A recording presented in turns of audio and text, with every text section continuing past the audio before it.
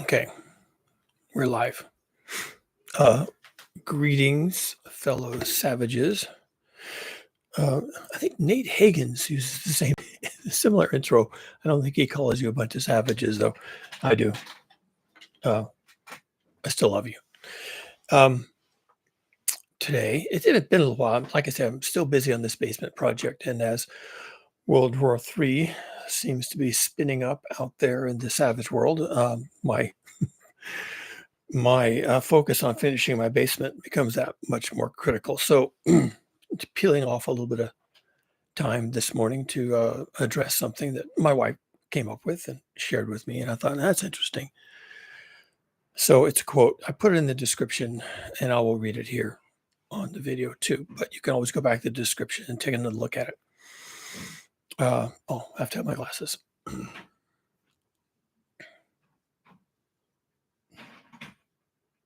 Okay. The quote is, and she says that this was retweeted by Peter Carter, but it's attributed to Michael Knight, but who knows where he got it. This is the internet, right? So the quote is this. The interesting thing about capitalism is that it's entirely incompatible with the future. So we've just decided to get rid of the future and keep capitalism for a short while. And there is something implied in that I wonder if the author of the quote, and I don't even know who quoted that, who wrote that uh, paragraph, but there's something implied in there that needs to be sussed out. So I'm going to do that. I am pretty routinely critical of what people say online, and I take their stuff and I tear it apart, put it back together. But I'm not doing it to be mean or to criticize anybody. I'm doing it because I'm trying to get some clarity. Lots of people are chewing around the edges of this problem. And as they're digging and scraping and peeling away the paint and going deeper, they get close, sometimes even to saying the real problem that we're facing with regards to global heating. But they just don't quite get there. Now, I say it all the time. I also tell you quite frankly that we're doomed. So end of video, right? Thanks for coming. Leave a like and subscribe, and we'll see you next time. So let me go a little further and actually look at this quote. So I'm gonna take this apart a little bit, and then I'm going to say why I think this means, what this really means, and what the author did not say, could have said, should have said. I don't know what their goal was, but I summarize this as we choose death. We choose death. The interesting thing about capitalism is that it's entirely incompatible with the future. Now, that's a fairly common sentiment. Capitalism requires and relies on and pursues at all costs, including costs in human life, human dignity, and the natural world, growth. Capitalism requires and pursues growth at every cost. Nothing compares to growth. And any cost or any externality or any type of pollution or anything else is fine if it renders up another quarter of growth. So with that in mind, that's what capitalism is doing. And by the way, just so you understand, capitalists, meaning the heads of corporations, and there's all kinds of corporations. There's energy corporations, there's financial corporations, there's service corporations, but whatever corporation they work for, they all have a singular legal requirement. They are legally required to pursue profits. They are legally required to do anything necessary to make profits for their shareholders in the forms of dividends or increasing in the price of the stock or just economic growth in general. The leaders of corporations and by extension, governments, and you will hear them saying this all the time. So you know I'm not making this up. The corporations and the government leadership are always talking about the same thing. And the corporations are legally required to focus on this. And therefore, government is encouraged by corporate propaganda to also focus on this. And this is the importance and the primacy of economic growth. Economic growth in a finite world. And anybody who says this isn't a finite world hasn't been paying attention. Oh, but the cosmos is infinite. Yes, but we live on this little water-bound world. We don't live in the cosmos. Well, but we could. But right now we have a problem. It's right here, this little world. That's where our problem is. And maybe we can get into the cosmos. We can solve our problems cosmically. But right now we're stuck on this little planet and we don't have a cosmic narrative. And so our growth is limited. Probably, even if you had a cosmic narrative, you're going to find out that it's just not feasible to grow infinitely into the cosmos. I can, the laws of physics are just not on your side with that one. So the idea that capitalism is entirely incompatible with the future is pretty much a given in this discussion space. Because capitalism requires infinite growth into a finite space. Therefore, it has no future. I mean, if that's a statement of the situation, that it requires infinite growth, but it's operating in a finite system, then QED, it has no future. It gets worse than that, but we'll just stick with that for a moment. So we've just decided to get rid of the future and keep capitalism for a short while.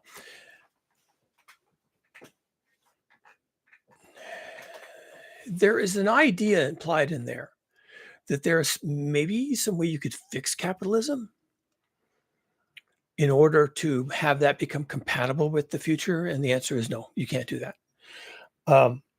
So let's say that we realized that we can't fix capitalism. It really does require infinite growth on a finite planet. And that is a correct and complete summary of the problem. That is a correct and complete summary of the problem. There is nothing to add to that. Capitalism requires infinite growth, and it's doing this in a finite material sphere. That is a complete statement of the problem. Now, we've just decided to get rid of the future and keep capitalism for a short while.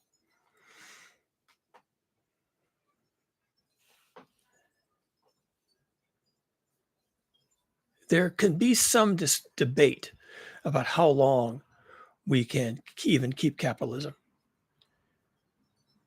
Right now, there's enough going on in the world of the global economy, which is just global capitalism stated another way, that you could see a way that capitalism, global capitalism, may be on the rocks, maybe running up against these limits. In fact, global heating itself may be about to rip the pillars out from under capitalism. And that would be really easy to imagine how that would happen. Again, I've written a book on that, which I owe you an episode for. I did episode 4 last time, and I need to do another. Just haven't had the time. But we need to examine what happens when either capitalism is made impossible by global heating, or if we jettison capitalism. No, I don't think we can actually do that. I don't think humans can do that. I think that humans, they might walk up to that boundary layer and say, oh, is capitalism the problem? Well, then let's just get rid of capitalism. I think people could probably say that. They could probably say, oh, well, we need to change this. We need to make it more so that it works within the limits of the physical plane of existence. And but as soon as they approach that, if they ever did, then they would back away. They would look at what they're actually talking about doing, and they would run away, because capitalism is the container in which we live. The proper metaphor is a tiger living in a cage in the zoo. The tiger is living inside the human world, and the human world brings the tiger its food, its water, its medications, its security. Okay, and keeps the tiger away from harming people, which would also endanger its security. That tiger has no natural life outside of capitalism. The food that gets fed to that tiger comes from some meat market somewhere. It's delivered on a truck. It's handled and weighed and cut up and processed by humans at the zoo who get there, who have a job, who get paid a salary to do that, who get to and from their workplace on a car driven by fossil fuels. And there's a truck driven by fossil fuels, and the electricity in its cage is driven by fossil fuels. And when the person comes to clean out the cage, clean up everything, they use water that was delivered, using the water system, which is part of capitalism. It's infrastructure, it's electricity, it's again more people going to work in more cars, and there's a workplace, and there's a corporation. It's the water company, and the tiger is dependent on all these things. And guess what? So are we. We're all completely dependent on all those things. And it's easy to see that when you're talking about a tiger living in a cage in a zoo. You say, wow, yeah, this tiger, normally, if he's in a forest, he can take care of himself. But right now, he can't. And it's pretty obvious. If anything breaks down in a serious way, that tiger is going to perish. No, it probably won't. It'll probably find a way to get out. And then woe unto man. Of course, when the tiger gets out, it's going to revert to its, instinctive ways of survival. Well, we don't have those instincts. We can't live like a tiger outside of a cage. Tiger can do that. We can't do that. We are dependent. The tiger's dependent on all that, the water and the electricity and the food and the medicines and the people and the cars and the buses and everything else. The tiger's dependent on that while he's in his cage. We are dependent on that because the planet is our cage. We have nowhere to escape to. This is it for us. I guess to some extent, this is it for the tiger too. But I trust the tiger to figure it out. I don't trust people to figure it out. I don't trust people to do anything to save themselves. Not one solitary thing. So we've just decided to get rid of the future and keep capitalism for a short while. How short? 5 years? 10 on the outside? And then you're going to have nothing because capitalism is going to collapse. Now, this is stated as an either or, that we can, if we want to jettison capitalism, then we can have a future.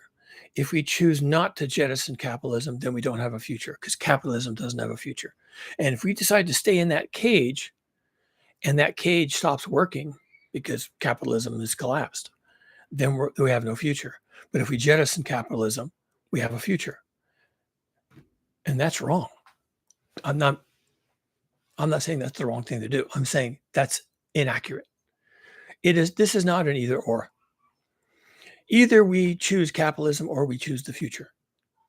And most people say, oh, yes, of course, I will choose the future. I'll do whatever I have to do to choose the future. My goodness, I have children and grandchildren and friends and family and there's art and there's animals and there's all these things, and I choose the future. You can't do that.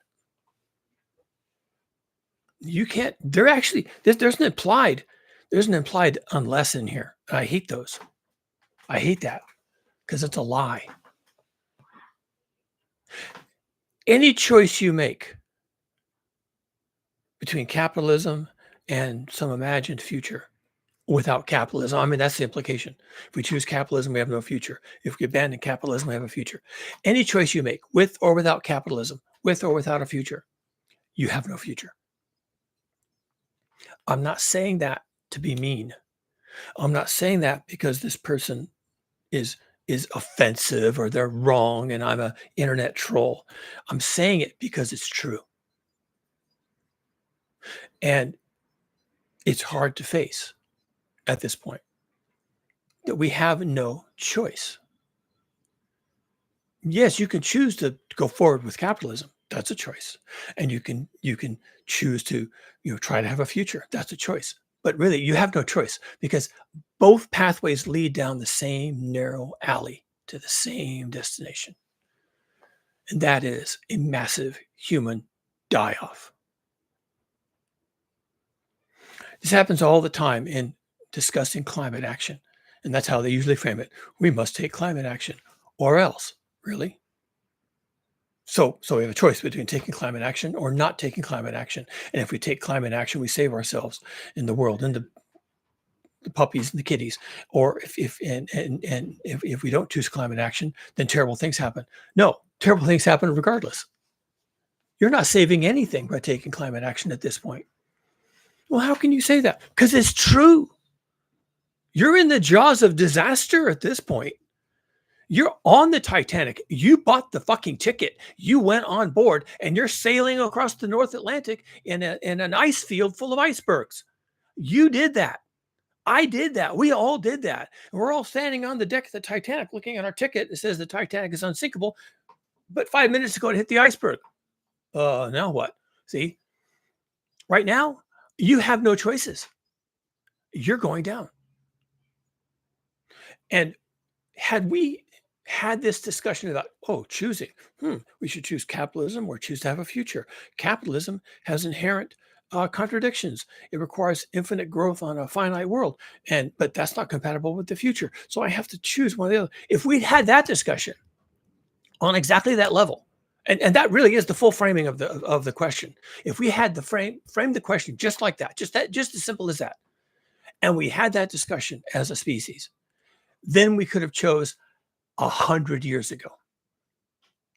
1925, we could have had this discussion, made one of those decisions. And you could say, well, 1925, that's in the past. So I guess that's too bad. No, we did choose in 1925. We chose capitalism. Well, we didn't know everything that we had to know. Well, it wouldn't have mattered. It wouldn't have mattered to anybody. Not one solitary person would have given one solitary fuck about the future. They just want their capitalism and their consumerism and their refrigerators and their cars and their world wars and and their profits and their growth and their they all wanted that. Everybody wanted that. And everybody wants it still. But now we're confronted with this idea that capitalism is causing global heating, and that's going to deprive us of our future. And wow, that's a tough one. We need to really stop and think about that. We need to make a choice here. Well, one, you made the choice 100 years ago. That's when you needed to make the choice. And now it doesn't even matter. Now it doesn't even matter.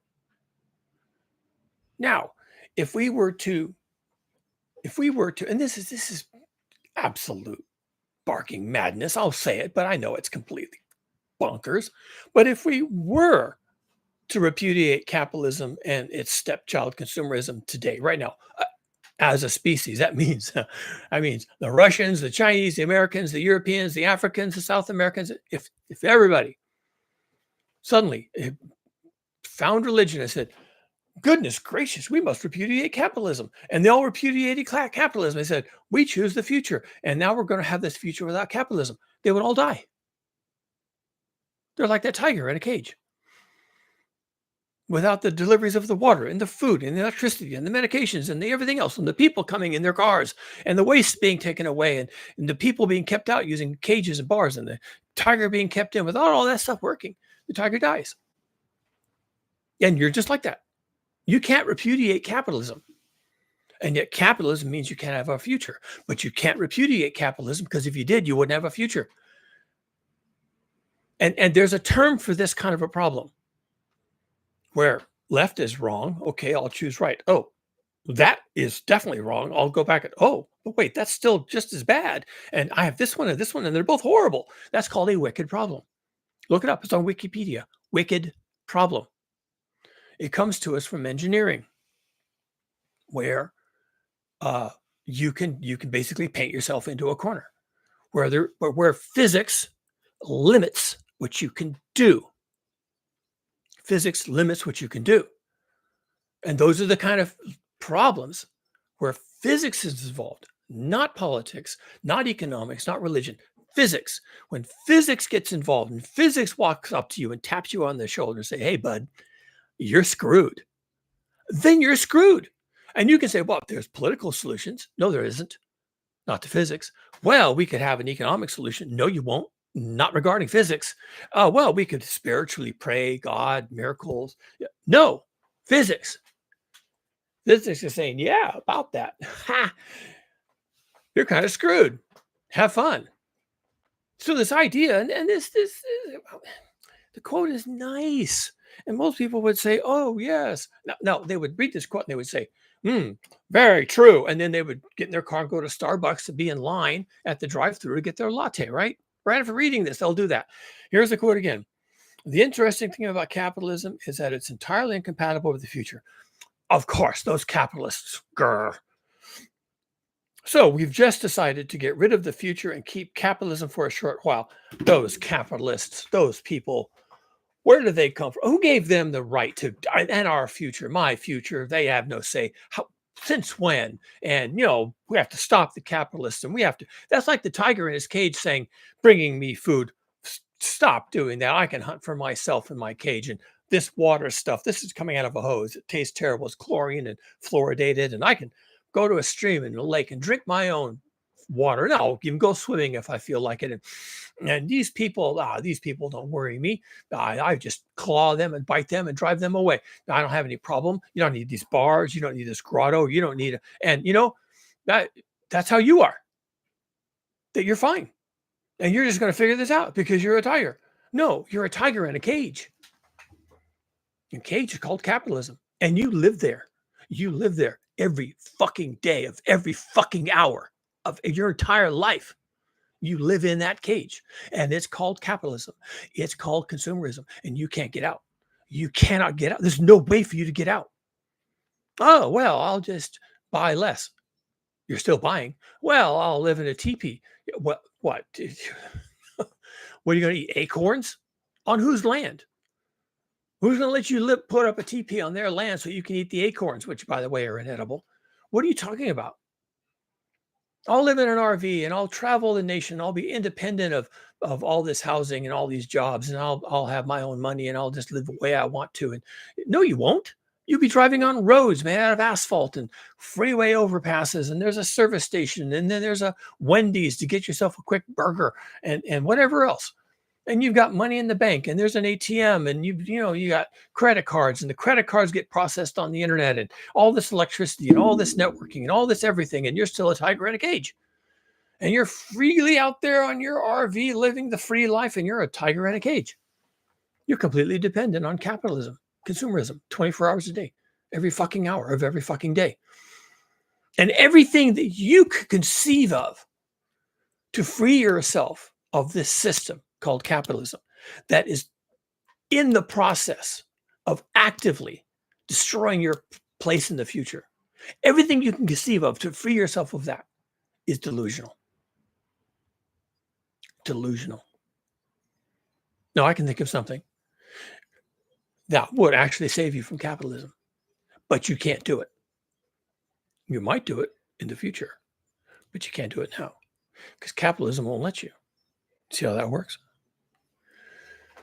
And the only thing that could possibly save you from the prospect of capitalism and consumerism devouring your future is village life.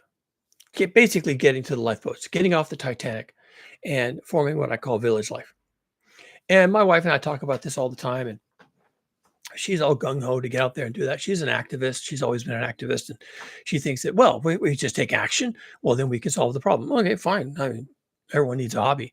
But it's really obvious to me that people don't make these kinds of changes and repudiate this system that's really devouring their future until they have no choice. So really, it's not their choice. People don't make these choices. This implied unless. No one ever goes there. People never make these choices. Maybe they'll try to understand the choice of living outside of capitalism. They'll try and understand what's required. They'll read a book. They'll go to a TED talk. They'll watch a video. They'll do something to kind of wrap their head around it. and then they jump in their car and go to Starbucks and buy a latte at the drive-thru. Okay. You can't do it. Now, I'm telling you that so you can relax. You can't do this. You can't retrieve your future from the jaws of capitalism. You can't do it. You're going down just like the rest of us are. Global heating cannot be stopped. Cannot be stopped. The things that are happening in the world are happening due to emissions that we emitted in the past, not the future, the past.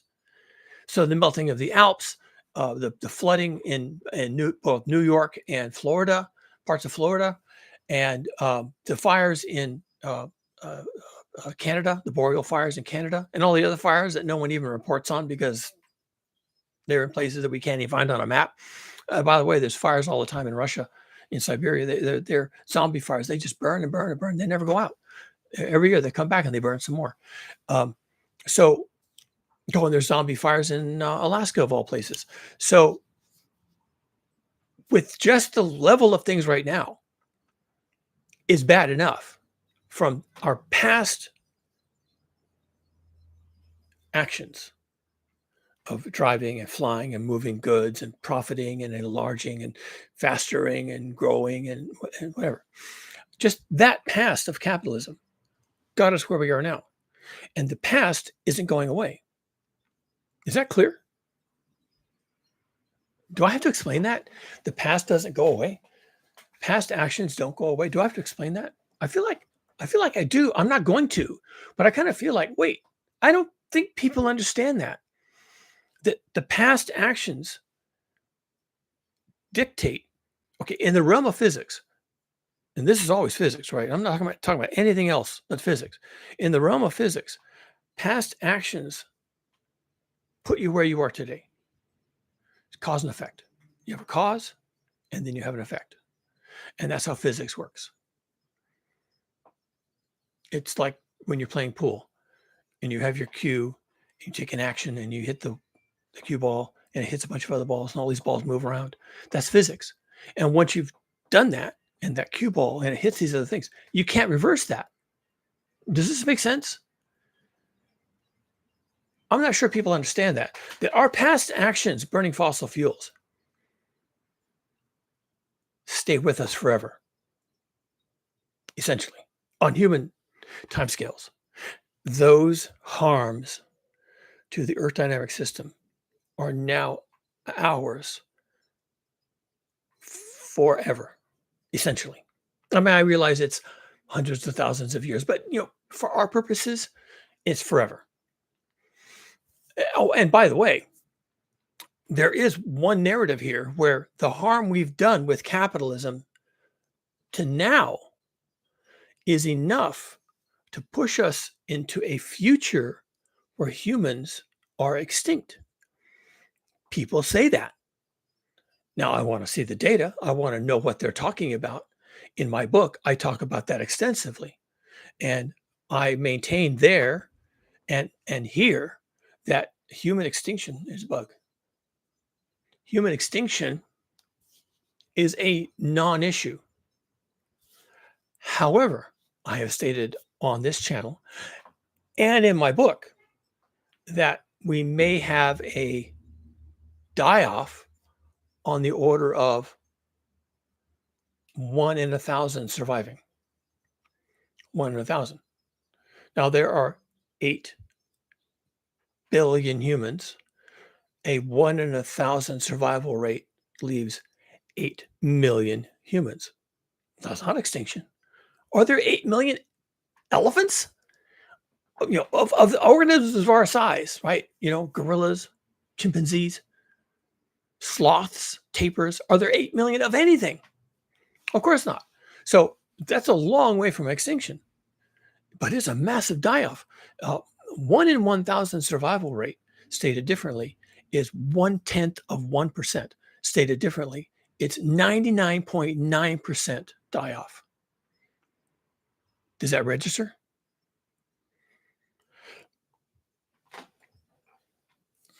It's easy math to do. I'm not going to do it here. It puts us back at a time when people lived more or closely to the earth within limits. And sometimes the limits were simply you started your day when the sun came up and then you ended your day when the sun set. And that was your limit. That was your day. And days were, in the northern hemisphere anyway, days were shorter in the winter and longer in the summer because that's what the sun was doing. And so real limits. Back there was a time when we lived within limits, when we did not have capitalism, when we did not have notions of infinite growth, when we didn't even have areas to discuss like uh, politics, religion, and economics. When we didn't have these abstractions, we probably still had religion, but people took their religion pretty light-heartedly, right? They didn't have temples, they didn't have anything. They just had a little doll that they put in one corner of their hut, and they would, give it some grain once in a while, feed the goddess, and have a ritual at the planting time of planting, have another ritual at the time of harvesting, and they took their religion as they took it, depending on the time of the year and what was going on, and so even then they lived very, very lightly within their abstractions. And they mostly focused on food, clothing, shelter, water, community, right? Avoiding warfare, winning wars if that came your direction, and so on. And, 8 million of us doing that would be kind of in alignment with what this planet can handle. Now, those 8 million people might even have some capitalism going on. I doubt it, but they'll still have machines and inventories of supplies and electricity. And who knows, they might have all kinds of technology, but there'll only be 8 million of them. So even doing all the things they want to do and can do, and no one's going to stop them from doing, they still won't cause very much global heating. So even if we could say no more capitalism, full stop, all done today, right now, everybody in the UN signs this thing, and then they go and they shut down the oil wells, and they go and they shut down the anything else associated, the coal mines, all of it, and they turn off the refineries, and they do all the things regarding fossil fuels, and we'll even allow the nations to keep the hydro projects and the nuclear power plants and the solar arrays, and just you can keep all that, but you just can't have the fossil fuel part of that, and you can't maintain the things you have using fossil fuels. So if you need to buy more solar panels for some reason, then they have to be manufactured in some process that doesn't involve fossil fuels, and transported in some way that doesn't involve fossil fuels, and all the other things. There's a million problems you'd have to solve, many of which have no solution, because this is a wicked problem. And wicked problems admit of no solution. Period. Not easy, not economical, not favorable, not acceptable. None. No solution. Yeah, that's hard to imagine, but there you go. And if we were all to repudiate capitalism tomorrow, and we kept all the things that weren't and had nothing to do with fossil fuels, and well, we would probably still have a massive die-off, because people couldn't feed themselves, like the tiger in the cage, and they couldn't get access to water, and they would not have access to shelter or clothing or electricity, or possibly nothing at all. And without capitalism and fossil fuels and all the things that come with these, that are currently stealing our future, according to some people, if we were to repudiate all that and cast it aside, and we're going to do without starting tomorrow, then people would die. And again, I have to get back on topic. What I'm taking issue with here is this implied unless, and you're going to see it all the time. And when my wife and I are looking at these videos and looking at these tweets, and we're talking about this stuff, which we do a lot, by the way, and you should be too. If you're not, get on with it, okay?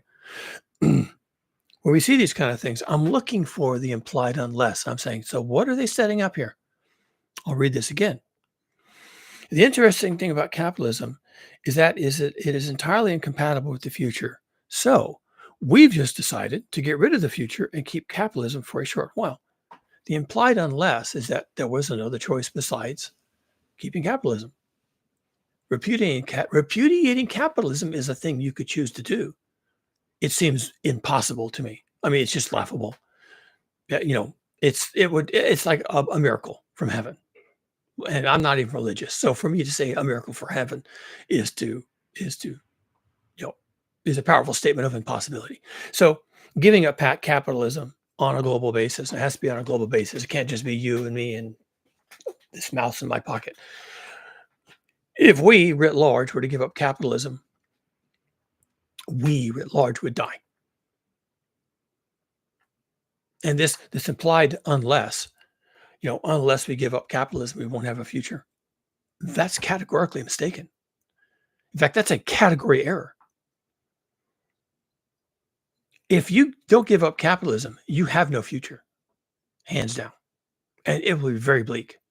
If you do give up capitalism, you have no future starting tomorrow. Tomorrow afternoon, you have no future.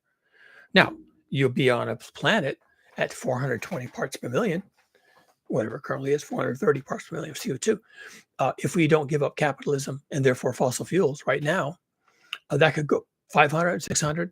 And is that worse than 420, 430? Absolutely. And your prospects for survival at 400 or at 500 parts per million are magnitudes worse than they were at 430. And your prospects at 600 parts per million of CO2 are daunting. I mean, this is basically zero. At 600 parts per million, we're cooked, essentially, literally and figuratively, we're cooked at 600 parts per million. And if we don't repudiate capitalism and fossil fuels right now, then we're going to 500, 600 parts per million, possibly higher. And that could, at some point, it's the end of the world as we've known it. And something else will come along, but that doesn't mean it's going to have humans in it. And it might not have chimps and it might not have gorillas either. And so what will evolve to fill our space of being smarty pants in the world? And who knows, octopuses, right? Octopuses, they're smart. Maybe they'll evolve to be the smarty pants. Seems unlikely. They live in water. They're not going to have access to fire or electricity. So how are they going to become the smarty pants? I don't even know. But, right now we're it. And do we not like being it? Because surely we're not going to be it. And it really doesn't matter what we do from here on out. Now, if the world is kind of fucked one way or the other, and with or without capitalism, if you choose capitalism, well, you're going to be screwed really badly in the near future. And if you repudiate capitalism and fossil fuels right now, well, then you're going to be screwed right now. So kind of take your choice. I mean, one of them is, in the medium, in the long term, rolling out with capitalism and fossil fuels for the next 10, 15, 20 years. That's abundantly lethal. Giving up on it today is going to be a lot of hardship. But, maybe we can figure it out. I don't know. Are we good enough to figure it out? Are we strong enough? Are we moral enough to figure out how to live without fossil fuels and capitalism? It's a good question. Some people say, oh, yes, of course we are. I'm like, well, I don't know about that. We could just we just launch ourselves into World War III. Fire all the nuclear weapons, fire all the bombs, let loose with all the bullets. We could just go completely hog wild and just murder ourselves down to the last hermit living in a cave somewhere. Possible. I don't know what we're going to do without fossil fuels. I don't know what we're going to do when things get really tough and people have to dig into their bag of moral solutions and find out that it's empty, because it always was. Well, they'll pray to God.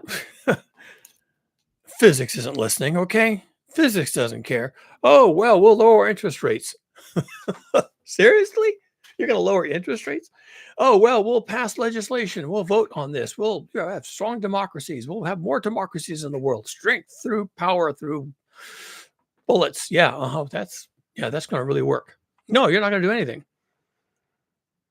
If we give up on capitalism and fossil fuels right now, if we recognize that infinite growth is stealing our future, and then we say, well, we're going to choose the future, you're going to find out the next day, and I'm not kidding, 24 hours later, you're going to find out, oh, yeah, you still don't have a future. Because capitalism and fossil fuels is what was keeping you alive the entire time. That's just how it works, folks. It works that way. It doesn't work another way. You're trapped.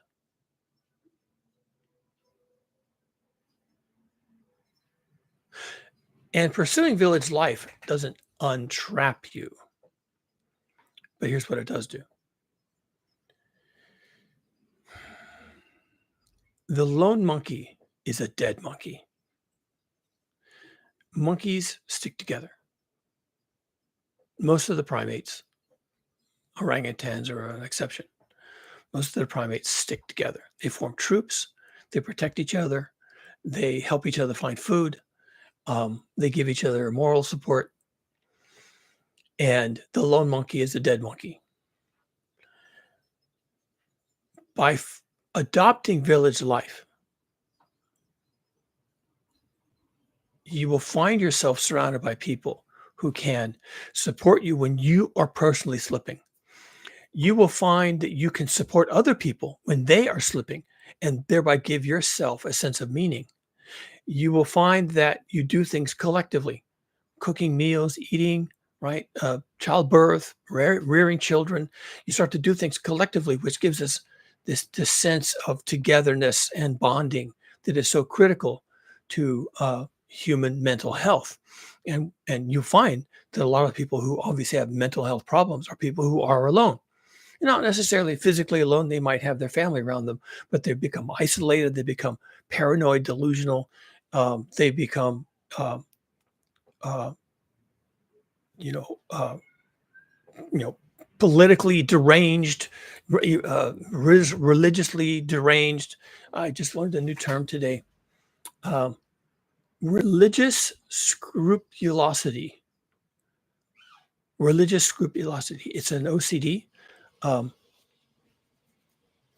disorder where you become so obsessed with religion that your whole life is, in particular, Christianity. That was the discussion, because Christianity has this thing with sin and hell, and that you could make bad choices.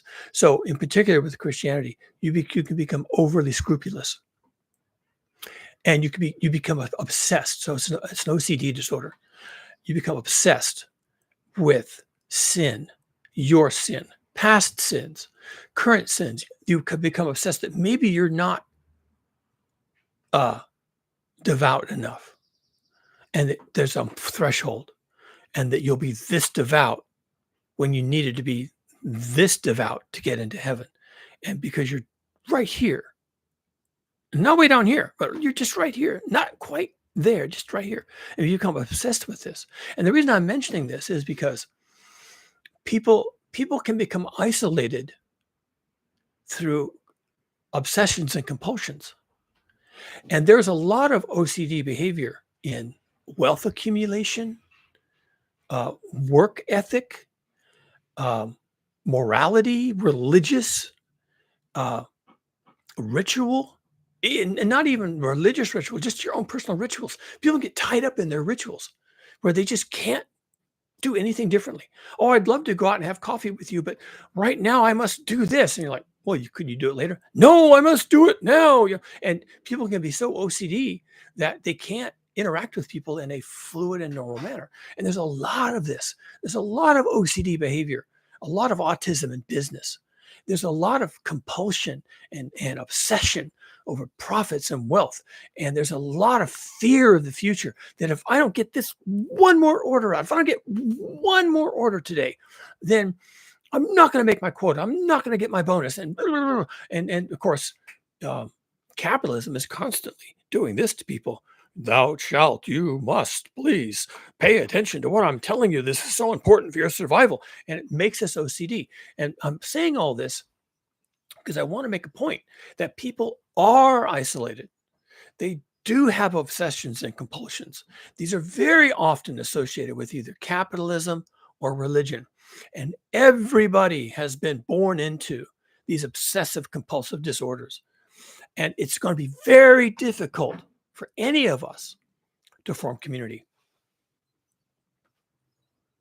And I just have to say this, it's going to be very difficult when capitalism finally hits the skids, or when global heating finally comes along and causes everything to break down, which it could do tomorrow. Okay, it's going to be very difficult for people to walk away from their It's a long list. From their job, from their commute, from their uh, from their imaginary communities of political affiliation, religious affiliation, economic status, you know, gender, race, whatever compartments they put themselves into. It's going to be very difficult for people to unwind an entire lifetime of I am this and this and this, and I'm not these other things over here. It's going to be very difficult for people to unwind all that so they can create a new community that's not based on guns or religion or economic status or Trumpism or MAGA or whatever. They're just going to have to unwind all that and then from nothing recreate something that looks more like village life. And people in a village identified as villagers. And they probably did have all the same or very similar rituals, religions. They had, totems or icons of various gods or goddesses, or they had the chapel they would go on Sunday. But apart from all that, which is just the rituals of daily life, which can bring some support and succor and whatever in hard times, they identified themselves as townspeople, villagers. They knew who they were. They knew their neighbors. They knew everybody knew everybody. Most of the adults had grown up together as children, and that was their identity. And they didn't have to unwind all this other hoo-ha and from that create village life. They always had that. Well, we have had our community identities stripped away. And our community identities used to be born out of physics. You physically lived in this spot. There was physically a water, river, something over there. That's why you were here. That's because of the river. There was physically good soil over here, and you could plant food, which is a physical thing, and you ate it. And then you had services within your village. You had a blacksmith and a cooper and a wheelwright and all these different people, and that was your village, which was a physical thing made out of houses and roads and walkways and people and horses and wagons and the services that they provided for each other and the hellos and the how are yous and meeting on Sunday at church or meeting on Saturday night, square dancing, all the things that were part of the village, part of their town was physical. And you physically chose your spouse from among these people, some of whom you missed, maybe most of whom you grew up with. You chose your spouse, and for your work, whatever your work is, right? Not what we call work. You apprenticed to somebody in your town. You apprenticed to the blacksmith, who was an older guy. He's going to retire in a few years. He needs an apprentice. He's going to teach that person how to do things, and then he's going to retire, and the community will help take care of him. And then the new blacksmith carries on the work, right? So that was all within the confines of your village. And you didn't go out to find these things, and you didn't bring things in. And maybe it was a merchant who would come through, and they'd sell some wares, and then they'd move on. They go on to the next town, the next village, but you knew who you were. And right now, we don't have that. You think you have that? I can promise you, absolutely Foursquare. Unless you're Amish, I can promise you, you do not have that in America. You think you do, you don't.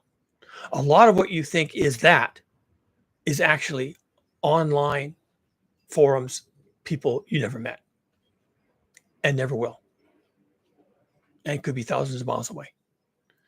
You don't that level of physical relationship with the people physically near you. You don't, because that is not done in America. But that's what's going to save you. And you can't change that right now. Part of this wicked problem, which is a problem that admits of no solution, part of this wicked problem is the very thing we are going to need to survive the collapse of capitalism and the repudiation of fossil fuels in the face of global heating, both of which are stopped cold by global heating, cold not being the operative term here. But our repudiation of capitalism and our repudiation of fossil fuel consumption, there is nothing about that that prepares you for village life.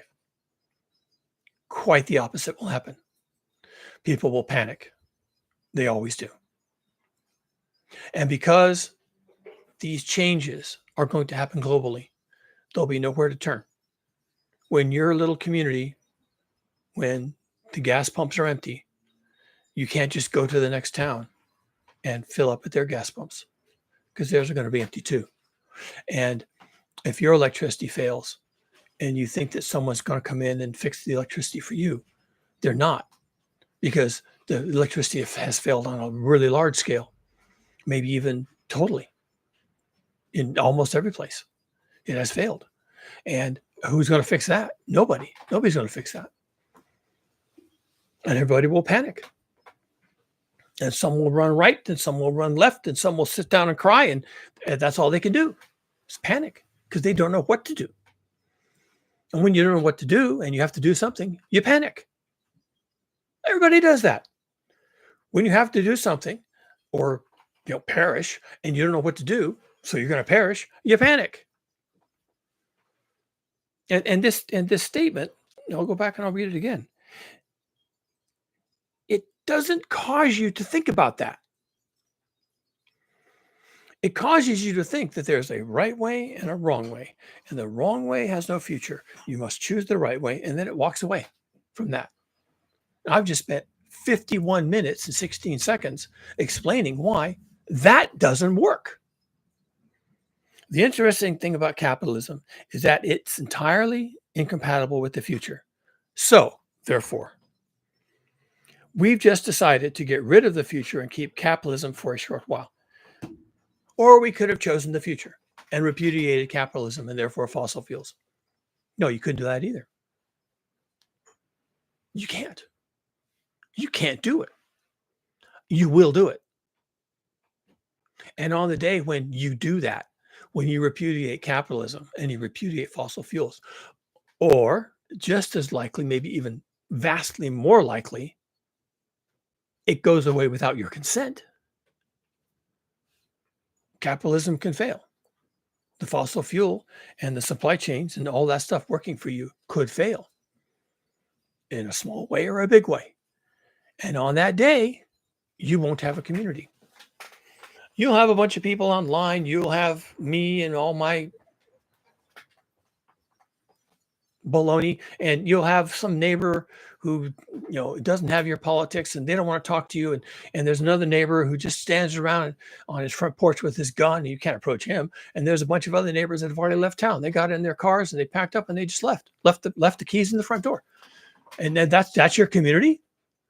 The guy with the screwy politics who's ranting and raving and wearing a tinfoil hat, and the guy with the guns and the big dog, and all the other people that just loaded up and left. That's your community, because that's your community. That's what you've got to work with. Wow. Wow. Whoa. Now you're the lone monkey.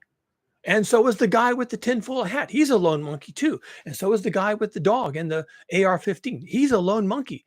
And they're both feeling it, and you're recognizing it, and they've lost their minds, and you're wondering who's your community.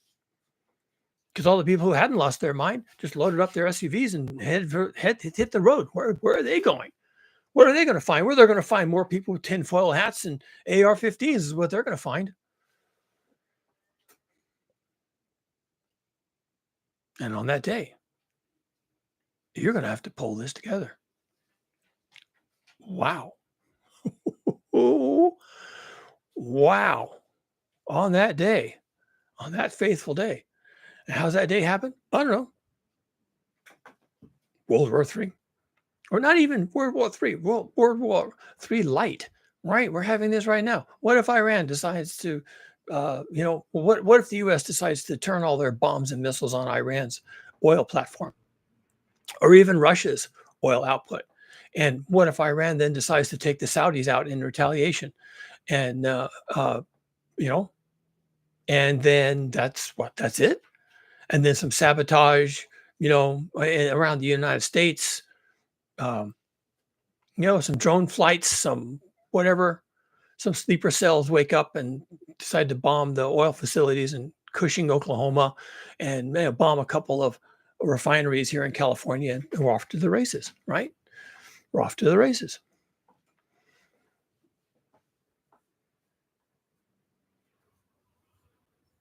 Or we have some sort of a big kerfuffle in the Middle East and the oil supplies are being cut off. And Donald Trump seizes that opportunity to nationalize the oil infrastructure here in this country. And he says it all has to go to the military and to critical businesses. And everyone else gets rations and quotas and cutoffs. And you have to bend the knee and send money and buy a ticket from Donald Trump's organization so you can get gasoline, and because everything, we're on war footing, we have to conserve, and only people who have money can really use gasoline because that's the best thing to do for business, and blah blah blah. And pretty soon people are rioting. People are like, what is this? This is nonsense. You can't take away my gasoline. You can't ration it. You can't tell me I have to buy a Trump gold card to buy gasoline at the service station down the street. You can't tell me that I have to have a $5 million gold card to buy gasoline at the service station. You can't tell me that. I'm rioting. I'm throwing a fit. You know, Army is in the streets and the National Guard, and people are terrified and they're getting in their RVs and they're heading to Canada. And there's a guy with an AR-15 and a big dog. And there's another guy over here wearing an actual tinfoil hat made of actual tinfoil. Right. And it's like, and I'm stuck between these two jokers. Yeah. I don't know how it happens, but yeah, it happens. And where are you going to be? Oh, you're going to have to find some people, and you're going to have to combine your resources, and you're going to have to combine yourselves physically in space and put up some walls and put together your skills and combine your food and combine your money.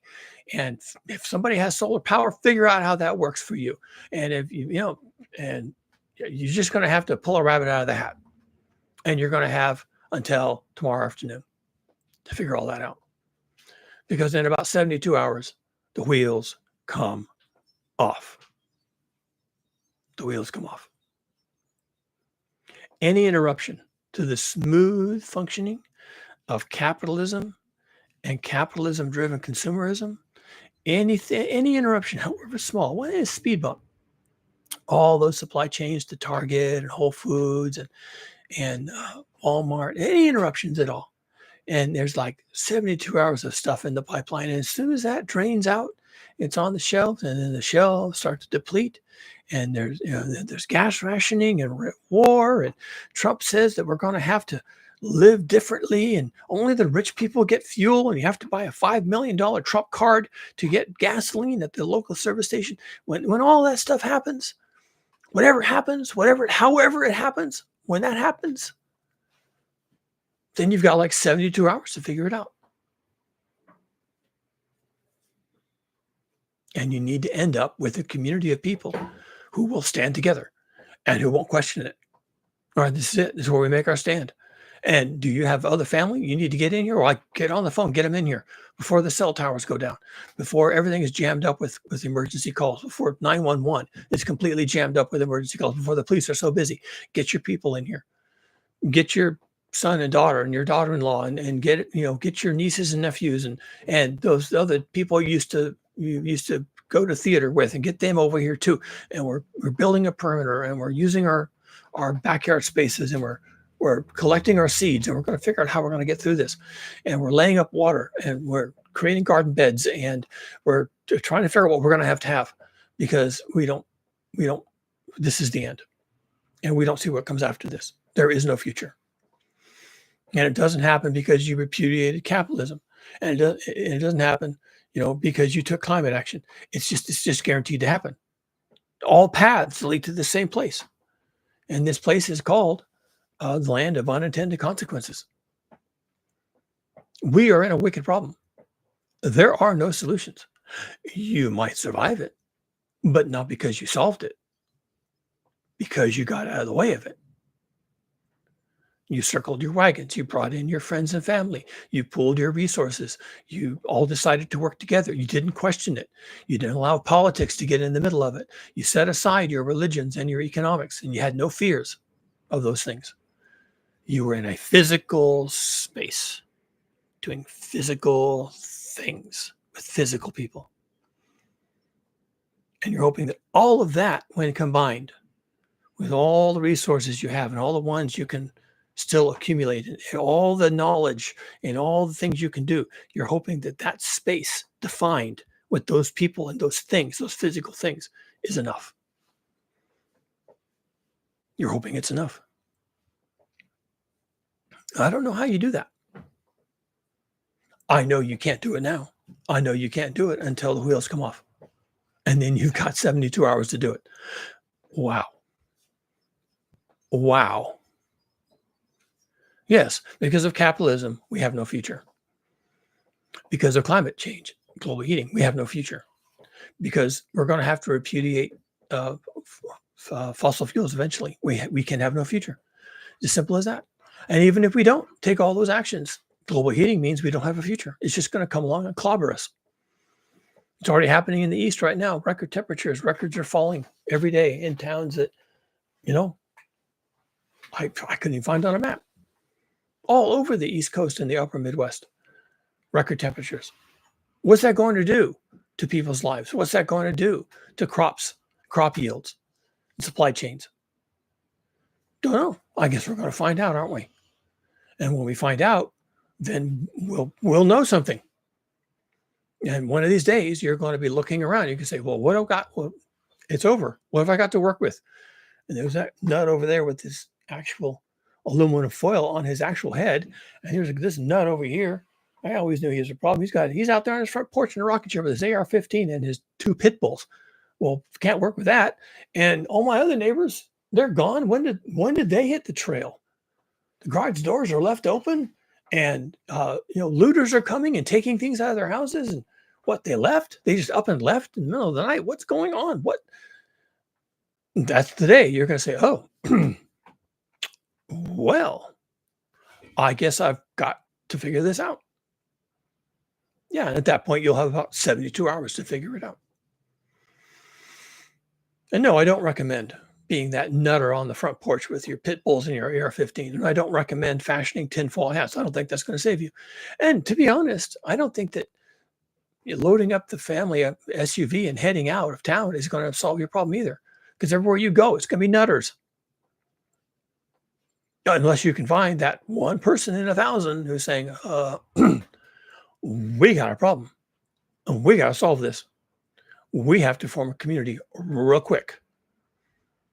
Can you find that person? You can start looking for that person now. You might even become that person. What's it going to take? My responsibility is to publish this stupid book because that'll give you some chance to think about it.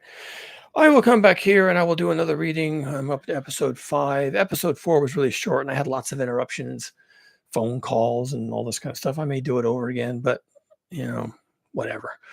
I may not. But episode 5 and episode 5 probably gets us halfway through it, and hopefully just 3 or 4 more episodes and I'll be done with it. And I'm doing the final editing, finding little problems in the story, nothing serious. I'm adding some content, and I'm going to add something about religious scrupulosity, scrupulosity. Because I think that turns out to be important. It does turn out to be important. So I keep learning. And when I learn things, I come on here and I share them. And today I was just talking about this guy's quote. And again, the final takeaway is there's always an implied unless we do something different. And at this point, it doesn't matter what you do. You're in a wicked problem. And maybe you can have a slightly different future if you do something right now. But what you really need to do right now is start thinking about how you're going to survive this. You really need to start that thought process and learn how to garden, learn how to sew, right? Learn how to get by, learn how to repair things, and buy some repair books. Buy a book on sewing. Honestly, buy a sewing machine. You don't even have to use it. Just have it. Buy a sewing machine and a bunch of threads and all the parts that come with it and just put it in a box and keep it. That's what we're talking about.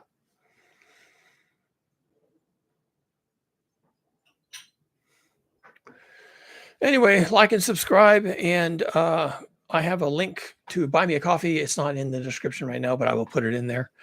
And Sure, why not? Buy me a coffee. Show some love. And I'll be back on here to do another reading from a couple more chapters. And also, if anyone pisses me off, not that this guy pissed me off, he just was kind of missing the point. The point is the point. The point is still the point. Talk at you fine savages later.